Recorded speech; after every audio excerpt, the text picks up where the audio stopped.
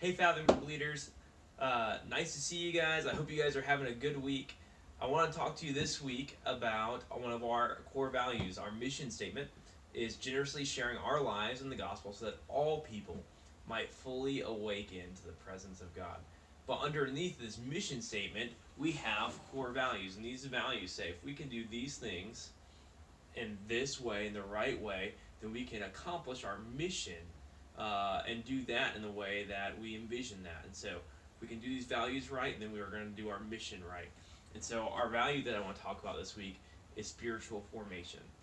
And spiritual formation says that we don't just want to have the mere knowledge of God, but we want to make sure that God is molding us, that we have this life transforming faith so that we look more and more like Christ. That is our end goal.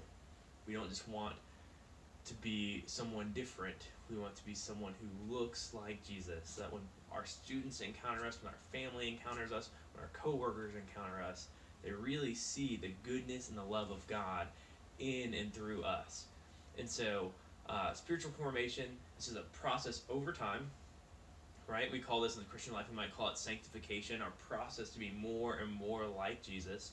And it's something that God is just molding us. Sometimes we'll see in Scripture this image of clay. Isaiah 64, it says, we are the clay and you are a potter, God. We are just the handiwork of you. And so you think about clay being molded and just taking a ball and flattening it out and rolling around and making pottery or something. It's something that just happens over time. And so that's true for us. We are old enough by now where we can look back on our life and we can see how we've been changed for either the better or for worse in that. And the hope is that through all of this, we would diligently be at work to make sure that as we're being molded, we look more and more like Jesus at the end of it. So I've got two lenses that I want you guys to look at this through today.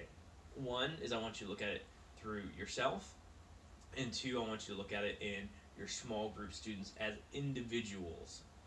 The individual students you have, not the large group, these are my boys or these are my girls, but I want you to think of Johnny and Jason and Lisa and them as people. So one of the things I want you to do is I want you to look at this past 8 months, from August till now. What has happened in your life as a person,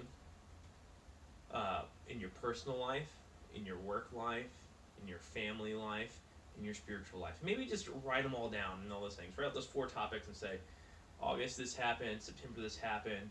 Or just make a mental note, go through, and see then, after you have your list of maybe what's going on between August and April, I want you just to think for a moment and say, all right, this is what I've experienced for this past 8 months. How have I been molded through that? How is God changing me through that? Has He taught me patience in it, and He's molded me into a more patient person? Has He molded me into a more gentle person? How has He done that? Has He taught me just to be a more caring spouse? What is it? And I want you to do the same for your small group. I want you to think through what's happened in the past 8 months in your small group. What are the things that you guys have done? As a small group, I want you to think about things, interactions that you've had with certain students. What are the things that you've experienced in there? How have you seen students change? It may not even be the students haven't changed, but maybe your relationship with them has changed.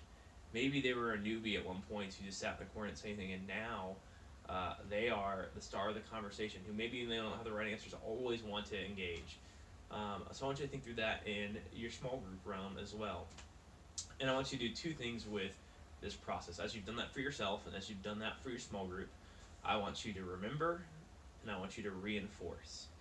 So remember is that process of writing it down, and remember what God has done, how He's changed you to be more and more like Christ. And as you remember, we are thankful. There's a prayer of thanksgiving that we can say in that of, God, thank you for bringing us here. Thank you for developing this in me. Thanks for developing this in Johnny or in our small group. And so that's our remember stage. The second thing I want you to do is I want you to reinforce. As you look at your own life and you say, God has brought me here and He has taught me patience, how do we make sure that we live into this for the long haul and it's not just a season? How do I make sure I continually be a patient person? And just to pray through that. And then to reinforce in terms of our small group, as we think of our individuals, I want you to think, how do I reinforce the growth that I've seen in my students?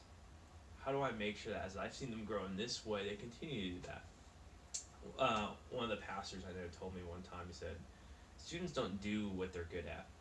They do what they're affirmed in. And so, how are we affirming students in what they're doing? How are we affirming them to live into the image of Christ? And so, maybe you've seen them reach out to someone, and it's a moment for you to say, hey, I just want you to know I've been thinking about this past year, and I just seen the way that you've reached out to some of the kids, and I just want to affirm you in the fact that you are really good at that, and you obviously have a heart for people, and I'm just really proud for you in that. I think that does a lot for the character of the students. I've shared this story before, but I had a student in North Carolina one time who I'd always ask to do things, whether, hey, there's a new kid over there, we go sit with him at dinner, or hey, I forgot this in my office, will you run and go get this for me real quick, or hey, well, you go talk to this parent or hand this off or whatever. And at one point, I said to him, not even intentionally, I said, hey, Tanner, do you just know that you never say no to me? Like, you are always just willing to serve. Whatever I ask, even the hard things, you're just willing to say no.